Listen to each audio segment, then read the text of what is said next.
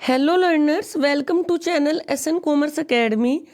आज की वीडियो में हम बिजनेस इन्वायरमेंट डिस्कस करेंगे और ये हमारा बिजनेस इन्वायरमेंट के ऊपर पार्ट 2 है। अगर आपने पार्ट 1 नहीं देखा तो उसमें हमने बिजनेस इन्वायरमेंट के बेसिक्स को कवर किया था, तो आप प्लेलिस्ट में जाकर चेक कर सकते हैं। और अगर आपको इस वीडियो के पीडीएफ चाहिए तो आप टेलीग्राम से जुड़ सकते हैं। टेलीग्राम चैनल का लिंक डिस्क्रिप्शन में दे दिया है। तो आइए शुरुआत करते हैं अपने आज के टॉपिक के साथ। आज की वीडियो में जो हम टॉपिक कवर करेंगे वो रहेंगे हमारा business environment, types of business environment. Mainly types हमारा आज का मेन टॉपिक है। बिजनेस इन्वायरमेंट का मीनिंग और कॉन्सेप्ट वगैरह हम पहली वीडियो में डिस्कस कर चुके थे। एंड बिजनेस इन्वायरमेंट दो टाइप का आपका होता है, internal environment and external environment. उसको हम डिस्कस करेंगे। एक्सटर्नल इन्वायरमेंट को भी हम फर्दर दो पार्ट्स में क्लासिफाई कर सकते हैं, micro environment and macro environment. उन दोनों को भी हम डिटेल में डिस्कस करेंगे। ये हमारे आज के टॉपिक रहने वाले हैं। इनको आप टाइप्स ऑफ बिजनेस इन्वायरमेंट भी बोल सकते हो या कहीं पर आपको ये topic components of business environment के नाम से भी लिखा हुआ मिलता है। तो दोनों के लिए ही सेम आपका कंटेंट रहता है। तो आइए शुरुआत करते हैं अपने आज की वीडियो के साथ। तो सबसे पहले आपको थोड़ा सा बिजनेस इन्वायरमेंट का ओवरव्यू दे दिया गया है। Business environment refers to the combination of all external and internal factor that influence a company operations. Last video में भी हमने पढ़ा था कि बिजनेस इन्वायरमेंट क्या है। बिजनेस के आसपास का एटमॉस्फेयर है या बिजनेस के आसपास की जो सराउंडिंग्स है जो बिजनेस को अफेक्ट करती हैं, इन्फ्लुएंस करती हैं, उन्हीं को हम बोलते हैं बिजनेस इन्वायरमेंट। चाहे वो गवर्नमेंट पॉलिसीज हो, टेक्नोलॉजिकल चेंजेस हो या फिर कल्चर हो, रिसोर्सेज हो, ये सभी बिजनेस इन्वायरमेंट का पार्ट होते हैं। मेन जो आपका टॉपिक है वो है टाइप्स ऑफ बिजनेस इन्वायरमेंट। तो बिजनेस इन्वायरमेंट आपका मेनली दो टाइप का होता है, internal environment and external environment. Internal का मतलब होता है आंतरिक। देखो कि कोई भी बिजनेस जो ऑपरेट करता है, एक तो वो बाहरी वातावरण में ऑपरेट कर रहा है, बाहर के लोग उससे जुड़े हुए हैं, और एक उसका अपना इंटरनल इन्वायरमेंट भी है, जैसे एम्प्लॉयज़, मैनेजर, पॉलिसीज, रूल्स जो वो खुद सेट करता है। तो दोनों ही टाइप के इन्वायरमेंट को आज हम डिस्कस करेंगे। तो सबसे पहले आपको ब्रॉड क्लासिफिकेशन दी हुई है इंटरनल और एक्सटर्नल इन्वायरमेंट की। इंटरनल इन्वायरमेंट के अंदर आपका value system, goals, objective, organisational structure, research development, marketing, financial management आ जाते हैं। एक्सटर्नल इन्वायरमेंट को आप फर्दर दो पार्ट्स में क्लासिफाई कर सकते हो, माइक्रो एंड मैक्रो। माइक्रो का मतलब होता है स्मॉल और मैक्रो का मतलब होता है लार्ज। तो ऐसी चीज़ें जो आपके बिजनेस को डायरेक्टली अफेक्ट करती हैं या आपके ही बिजनेस को अफेक्ट करती है स्मॉल लेवल पे, उन्हें हम माइक्रो के अंदर रखते हैं, like supplier, customer, competitor, public, intermediaries. और ऐसी चीज़ें जो ओवरऑल इंडस्ट्री को अफेक्ट करती है, ऐसे कंपोनेंट्स जो पूरी इंडस्ट्री को अफेक्ट करते हैं या पूरे बिजनेस को अफेक्ट करते हैं, बिजनेस वर्ल्ड को अफेक्ट करते हैं, उनको हम मैक्रो के अंदर रखते हैं। Economic, demographic, political, legal, social, technological. आगे हम इन सभी को डिटेल में डिस्कस करेंगे। यहाँ से सिर्फ आप एक ओवरव्यू टाइप देख सकते हैं। तो सबसे पहले हम इंटरनल इन्वायरमेंट को ही डिस्कस करेंगे। इंटरनल इन्वायरमेंट में लिखा हुआ है कि the internal environment consist of factor within the organization.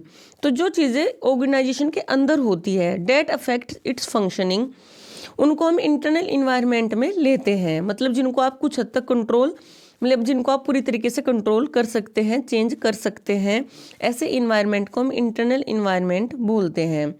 तो सबसे पहले जो इंटरनल इन्वायरमेंट में पॉइंट दिया हुआ है वो जो है कंपनी कल्चर। क्योंकि कंपनी का कल्चर या उसकी वैल्यूज़, उसका बिलीफ सिस्टम, उसके एम्प्लॉयज़ का बिहेवियर उस कंपनी को अफेक्ट करता है। अगर स्ट्रॉन्ग कॉरपोरेट कल्चर है, आप अच्छे से टीम वर्क में काम कर सकते हैं, तो कहीं ना कहीं आपकी प्रोडक्टिविटी बढ़ती है। कंपनी कल्चर का मतलब यहाँ पर ये है कि कंपनीज का बिलीफ सिस्टम या वैल्यू सिस्टम कैसा है, काम करने का तरीका कैसा है, और जिसे कुछ हद तक हम खुद से चेंज कर सकते हैं, सुधार भी सकते हैं। नेक्स्ट आपका पॉइंट है इंटरनल इन्वायरमेंट में मैनेजमेंट स्ट्रक्चर। मैनेजमेंट स्ट्रक्चर मतलब कि जो कंपनी में हायरार्की है, डिसीजन मेकिंग प्रोसेस है, कौन किस पोजीशन पर है, कौन सुपीरियर है, कौन सबॉर्डिनेट्स है, लीडरशिप स्टाइल कैसा है, वो सब हम मैनेजमेंट स्ट्रक्चर के अंदर इंक्लूड करते हैं और ये भी आपका एक इंटरनल इन्वायरमेंट का ही पार्ट है। नेक्स्ट आपका पॉइंट है ह्यूमन रिसोर्स। तो कंपनी के अंदर जो एम्प्लॉयज़ हैं वो कैसे हैं, उनकी स्किल्स कैसी है, मोटिवेशन लेवल कैसा है, प्रोडक्टिविटी कैसी है, वो बिजनेस के गोल्स को लेकर कितने डेडिकेटेड है, ये सब भी इंटरनल इन्वायरमेंट के अंदर ही आता है। नेक्स्ट आपका पॉइंट रहता है इंटरनल इन्वायरमेंट का financial resources, the availability of capital, cash flows and investment decisions. Company के पास फाइनेंस कितना है, कितनी कैपिटल अवेलेबल है, कंपनी की कैश पोजीशन कैसी है, ये सब भी बिजनेस को अफेक्ट करता है। नेक्स्ट आपका पॉइंट है कंपनी पॉलिसीज। कंपनी पॉलिसीज में कंपनी के rules, regulations, work environment and guidelines आ जाती हैं जो किसी भी बिजनेस को पूरी तरीके से अफेक्ट करते हैं। मतलब हर कंपनी की कुछ पॉलिसी होती है, काम करने का एक तरीका होता है, अपने रूल्स होते हैं, अपने एथिक्स उनके होते हैं जिनको वो काम करते टाइम फॉलो करते हैं। तो ये सभी कहीं ना कहीं बिजनेस को अफेक्ट करते हैं। नेक्स्ट आपका जो पॉइंट है, हमारा जो पॉइंट है वो है एक्सटर्नल इन्वायरमेंट। देखो इंटरनल इन्वायरमेंट का मतलब है कि इंटरनल इन्वायरमेंट जो कंपनी को अफेक्ट कर रहा है उसको चेंज किया जा सकता है, कंट्रोल किया जा सकता है, आप अपने अकॉर्डिंग चीज़ों को बदल सकते हैं। लेकिन एक्सटर्नल इन्वायरमेंट जो होता है वो कहीं ना कहीं आपके पूरी तरीके से कंट्रोल में नहीं होता, आपको उसके अकॉर्डिंग खुद को एडजस्ट करना पड़ता है। एक्सटर्नल इन्वायरमेंट में भी दो इन्वायरमेंट आ जाते हैं, micro and macro environment. Micro and macro environment. तो सबसे पहले हम माइक्रो इन्वायरमेंट डिस्कस करेंगे। माइक्रो इन्वायरमेंट में हम उन फैक्टर्स को इंक्लूड करते हैं, उन कंपोनेंट्स को इंक्लूड करते हैं जो किसी भी बिजनेस को डायरेक्टली अफेक्ट करते हैं। जैसे फॉर एग्जांपल मान लो आपका सप्लायर आपको गुड सप्लाई करना बंद कर देता है, तो क्या ये पूरी मार्केट को अफेक्ट करेगा, सिर्फ आपके बिजनेस को अफेक्ट करेगा? आप कहोगे कि इसका अफेक्ट हमारी कंपनी पर ही पड़ेगा। तो माइक्रो इन्वायरमेंट में उन्हीं फैक्टर्स को शामिल किया जाता है जो इमीडिएट डायरेक्टली आपके बिजनेस को अफेक्ट करते हैं।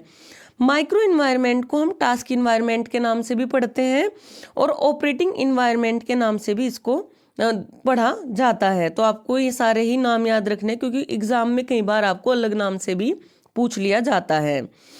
तो वही बात लिखी हुई है कि these factor directly impact the business. तो ये फैक्टर्स बिजनेस को डायरेक्टली इम्पैक्ट करते हैं। माइक्रो इन्वायरमेंट में आपका फर्स्ट दिया हुआ है कस्टमर। तो कस्टमर कहीं ना कहीं आप डायरेक्ट आपके बिजनेस से जुड़े रहते हैं, उनकी डिमांड या फिर परचेजिंग बिहेवियर आपको देखना होता है। नेक्स्ट जो फैक्टर है माइक्रो इन्वायरमेंट का वो है सप्लायर। सप्लायर भी आपके बिजनेस से डायरेक्टली जुड़े रहते हैं, जो आपको गुड्स अवेलेबल कराते हैं, अच्छा मटेरियल अवेलेबल कराते हैं और आपके बिजनेस कुछ हद तक आपके सप्लायर्स के ऊपर भी डिपेंड करती, सक्सेस आपके सप्लायर के ऊपर भी डिपेंड करती है। नेक्स्ट आपका इन्वायरमेंट है कॉम्पिटिटर्स। देखो हर बिजनेस कहीं ना कहीं एक एक्सटर्नल इन्वायरमेंट के अंदर ही ऑपरेट कर रहा है और उसके कॉम्पिटिटर भी मार्केट में हैं, जिनको ध्यान में रखकर आपको अपनी पॉलिसीज स्ट्रेटजीज बनानी होती है या कुछ हद तक उनसे बेटर मार्केट में देने की कोशिश करनी होती है ताकि आप सर्वाइव कर पाएँ। नेक्स्ट आपका पॉइंट है इंटरमीडियरीज। इंटरमीडियरीज का मतलब होता है कि वो लोग जो कुछ आपके बिजनेस के साथ जुड़े होते हैं और आपको गुड्स को डिस्ट्रीब्यूट करने में हेल्प करते हैं। इंटरमीडियरीज को आप कह सकते हो कि मतलब डिस्ट्रीब्यूशन चैनल के नाम से भी आप इस टॉपिक को पढ़ते हो। इसमें आपके डिस्ट्रीब्यूटर्स, होलसेलर, रिटेलर्स और एजेंट्स वगैरह आ जाते हैं।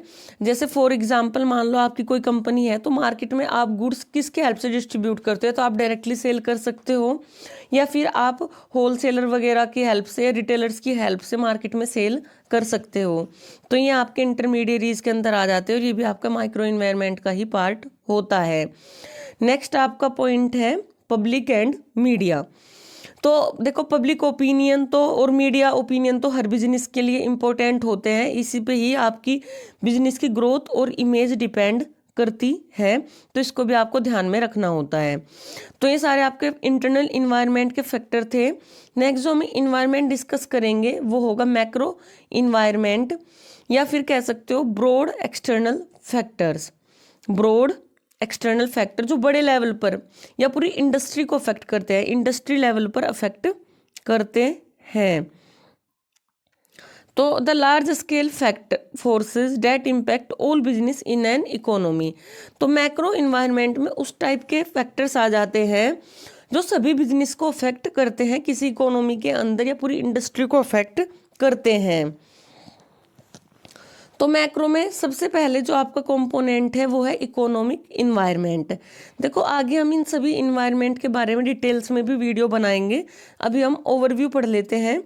इकोनॉमिक इन्वायरमेंट में आपकी इकोनॉमी से जुड़े हुए फैक्टर्स आ जाते हैं, जैसे इन्फ्लेशन, इंटरेस्ट रेट्स, या आप कह सकते हो economic growth, government budgets and profitability.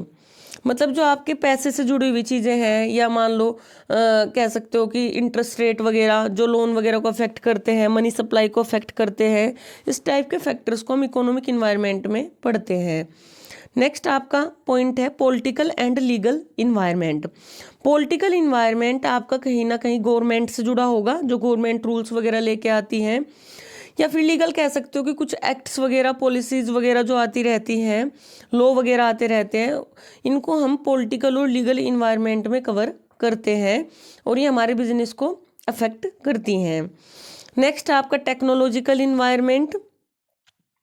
Technological environment आप देखते हो कि आयरोस टेक्नोलॉजी चेंज हो रही है, डिजिटल ट्रांसफॉर्मेशन आ रहा है, ऑटोमेशन हो रहा है, एआई वगैरह का यूज बढ़ रहा है, तो ये सभी फैक्टर्स जो हमारे बिजनेस को अफेक्ट कर रहे हैं टेक्नोलॉजिकल इन्वायरमेंट के अंदर आ जाते हैं। नेक्स्ट आपका पॉइंट है सोशल एंड कल्चरल इन्वायरमेंट। देखो कोई भी बिजनेस होता है वो किसी सोसाइटी के अंदर ही ऑपरेट करता है, तो वहाँ के जो कल्चर है, नॉर्म्स है, वैल्यूज़ हैं, बिलीफ सिस्टम है, एजुकेशन लेवल है, या लोगों का जो लाइफ स्टाइल है वो आपके बिजनेस को अफेक्ट करेगा। नेक्स्ट आपका जो कंपोनेंट्स है वो है नेचुरल इन्वायरमेंट। तो नेचुरल इन्वायरमेंट में आप देखते हो जैसे क्लाइमेट चेंज है, या इन्वायरमेंटल लॉज हैं, नेचुरल रिसोर्सेज हैं, वो भी हमारे बिजनेस को अफेक्ट करते हैं। अगर क्लाइमेट चेंज हो रहा है तो उसका अफेक्ट बिजनेस के ऊपर भी देखने को मिलेगा। नेक्स्ट आपका इन्वायरमेंट है ग्लोबल इन्वायरमेंट। तो ग्लोबल इन्वायरमेंट में हमारे ओवरऑल ऑर्गेनाइजेशन की, ओवरऑल वर्ल्ड की बात होती है, ग्लोबल लेवल की बात होती है। जो ग्लोबल ट्रेंड्स होते हैं या फॉरेन इन्वेस्टमेंट वगैरह होते हैं, एफडीआई, एफपीआई, इन सब का भी इफेक्ट हमारे बिजनेस के ऊपर पड़ता है। मतलब इंटरनेशनल लेवल पर जो चेंजेस हो रहे हैं वो भी हमारे बिजनेस को अफेक्ट करते हैं। तो बिजनेस को इन दोनों ही टाइप के इन्वायरमेंट को कंटिन्यूसली अडोप्ट करते रहना चाहिए, चाहे वो इंटरनल हो या एक्सटर्नल हो। ये आपके बिजनेस के सक्सेस के लिए ज़रूरी है। आई होप आपको टॉपिक क्लियर हुआ होगा। Thank you.